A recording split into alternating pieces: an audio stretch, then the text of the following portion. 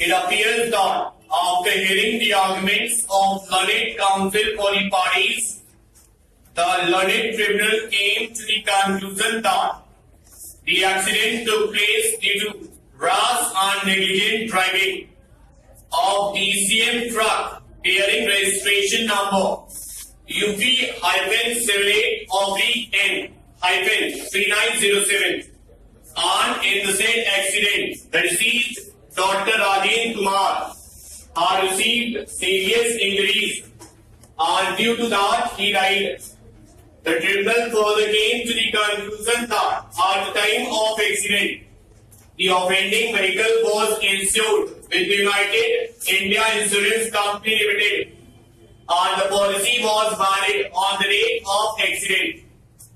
The tribunal also found that at the relevant time, all the papers relating to offending vehicle, that is, driving license of the driver, registration certificate, permit and fitness certificate, etc., are valid and effective. Thus, the insurance company is liable to indemnify the owner. Learned counsel for the petitioner vehemently contended that the finding recorded by the State Commission that on seeing the documents produced on record, it is clearly proved that the machine sold by the applicant to the complainant remained continuously defective, and in regard to which the complainant had informed the applicant from time to time, but the defects of the machine were not rectified by the applicant, is incorrect because there is no document on record to show that the machine sold by the petitioner to the complainant was defective.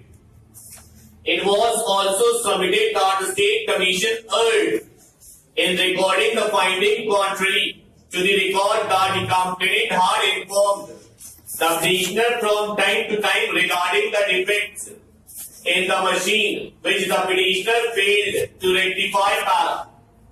We do not find any merit in this submission. The respondent complainant in her complaint as well as in her affidavit has categorically stated that on many times she had informed the petitioner on telephone with regard to the defects that had crept in the machine, and the petitioner had responded to her complaint by its letter dated 15/3/2004, in which it had promised that with mutual cooperation, steps would be taken to rectify the defects, if any, in the machine stock.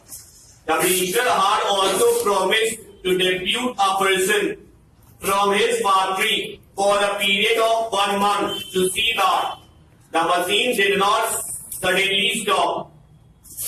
This letter supports the finding recorded by the State Commission that on several occasions the respondent complainant had informed the petitioner and lodged a complaint regarding the defects in the machine right from its inception.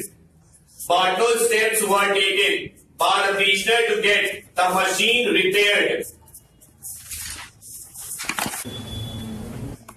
We are therefore of the opinion that the machine did not function properly right from its inception, and a defective machine was supplied to the complainant by the petitioner.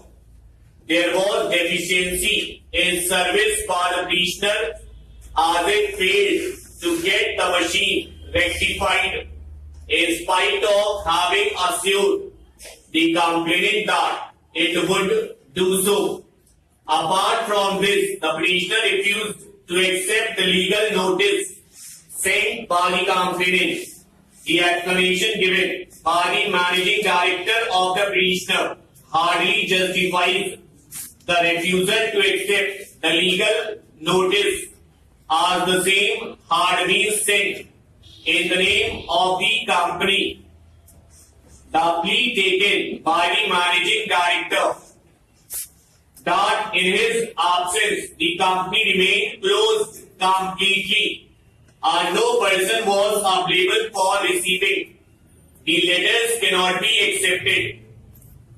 For the reasons stated above, we are of the opinion that a defective machine was supplied by the prisoner to the complainant.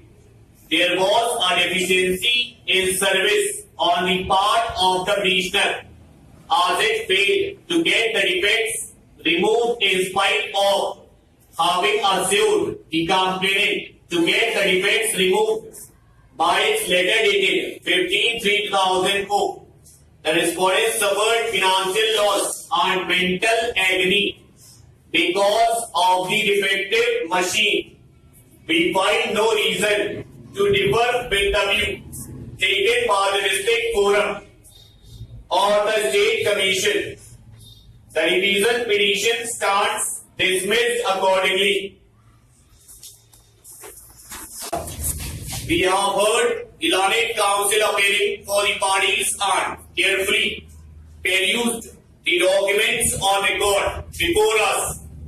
The crux of the submission of the learned counsel appearing for the appellants is that the High Court had erred in allowing the claims of the respondents for regularization of their services.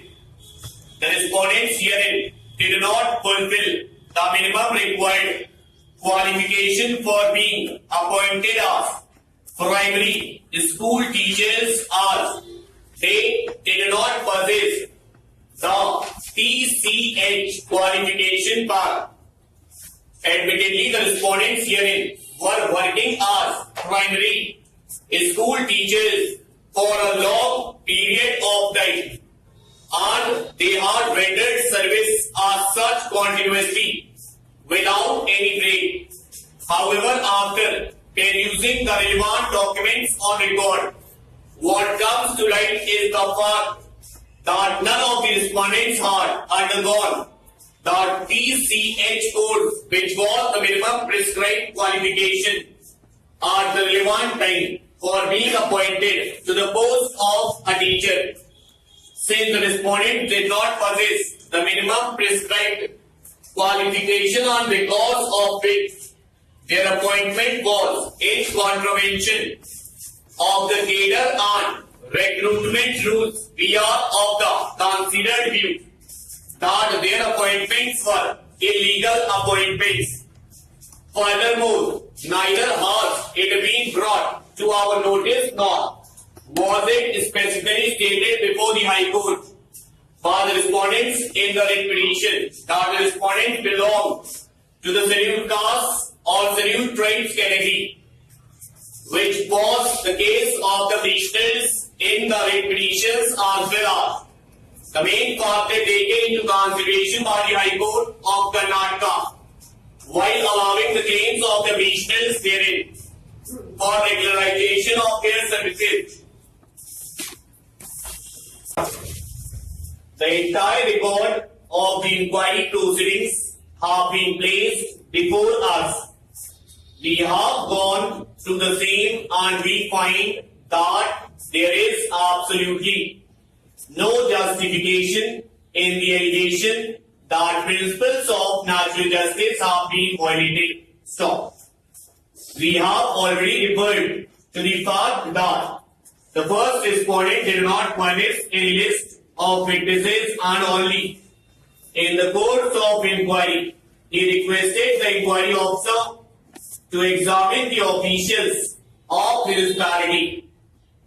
It is surprising that the High Court overlooked the simple fact that the said certificates were produced by the respondent himself as having been issued by the high officials of the municipality, and unless the factum of such issuance was in dispute, there was no necessity to examine those officials.